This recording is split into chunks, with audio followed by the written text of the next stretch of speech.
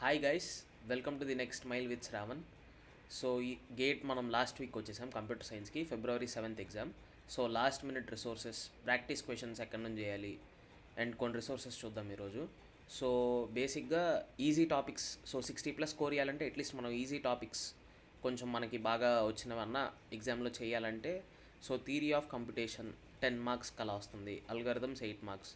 So computer science and engineering, computer science fundamental, C programming అవన్నీ plus algorithms.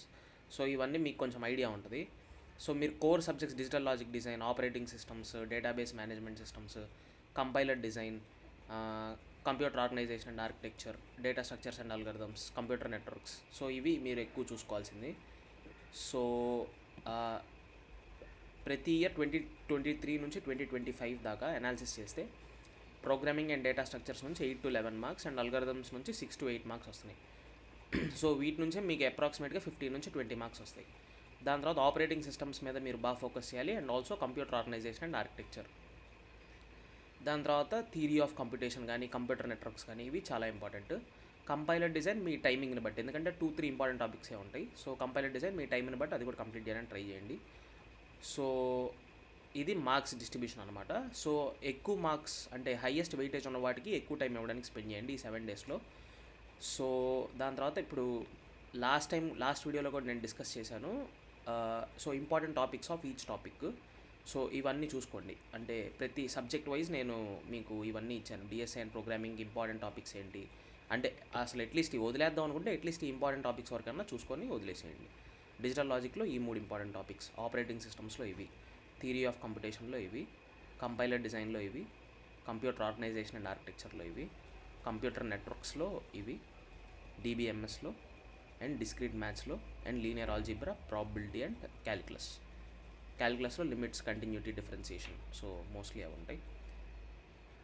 So ఇవి cover చేయడానికి try చేయండి. దాని తర్వాత అసలు మాక్ టెస్ట్ రాయడానికి, అసలు ఇప్పుడు దాకా నేను మాక్ టెస్ట్ తీసుకోలేదు, అట్లీస్ట్ మాక్ టెస్ట్ తీసుకుంటే బాగుండిద్ది అంటే మీరు ఏం చేస్తారంటే ఫ్రీ మాక్ టెస్ట్ అనేది ఉన్నాయన్నమాట. సో గేట్ ఓవర్ఫ్లో అనే వెబ్సైట్కి వెళ్ళి, ఈ వెబ్సైట్ లింక్ మీకు కింద డిస్క్రిప్షన్లో ఇస్తాను.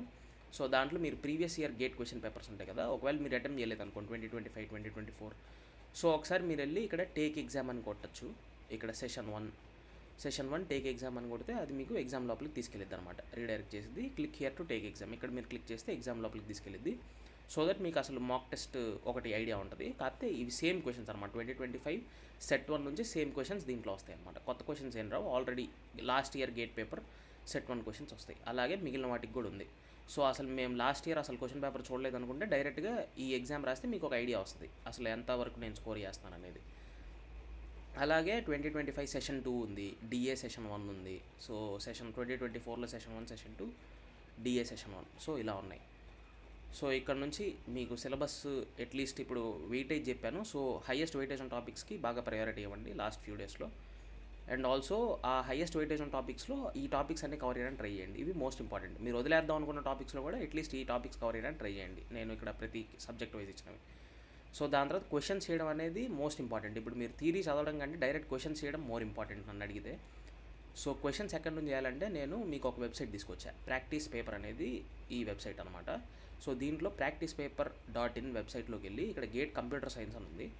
సో గేట్ కంప్యూటర్ సైన్స్లో టాపిక్ వైజ్ కొట్టండి. టాపిక్ వైజ్ కొడితే మీకు topic wise previous year question paper, questions with solutions వస్తాయి.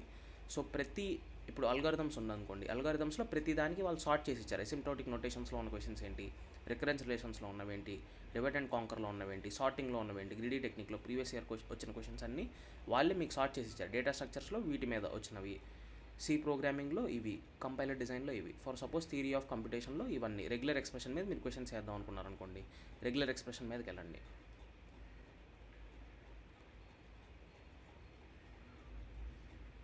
వెళ్తే మీకు రెగ్యులర్ ఎక్స్ప్రెషన్స్ మీద క్వశ్చన్స్ అన్నీ వస్తాయి అనమాట.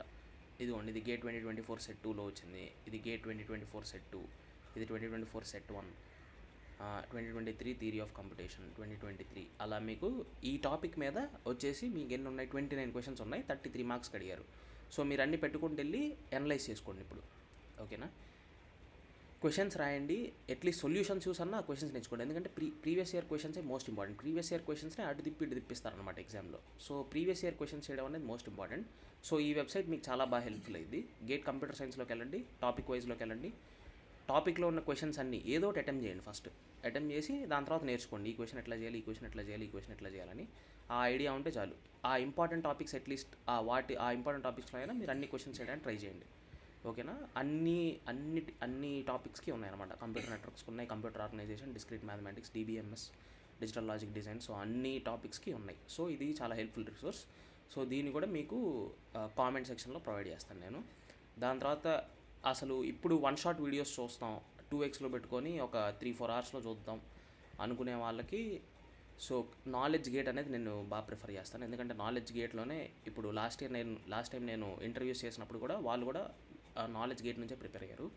సో నాలెడ్జ్ గేట్ అనేది one of the most important resource one shot వీడియోస్కి. కాకపోతే ఇవి చాలా లాంగ్ ఉంటాయి. చూస్తే మీరు 11 hours 40 minutes, 11 hours 30 minutes అట్లా ఉంటాయి. సో మీరు 2xలో పెట్టుకొని చూసినా మీకు ఆల్మోస్ట్ 5.5 hours, 5 hours 45 minutes అట్లా పడుతుంది అనమాట, 6 hours. సో చూసుకొని ఒకవేళ మీకు టైం సరిపోద్ది అనుకుంటే ఈ టాపిక్ చదివి క్వశ్చన్స్ చేయడానికి ట్రై చేయండి. లేకపోతే ఇప్పుడే డైరెక్ట్ క్వశ్చన్స్ చేసేయండి. క్వశ్చన్స్ చేస్తూ అర్థం చేసుకోండి టాపిక్ ఏంటనేది. ఎందుకంటే మీరు కంప్యూటర్ సైన్స్ చదువుతుంటే మీకు అట్లీస్ట్ ఒక ఐడియా ఉంటుంది.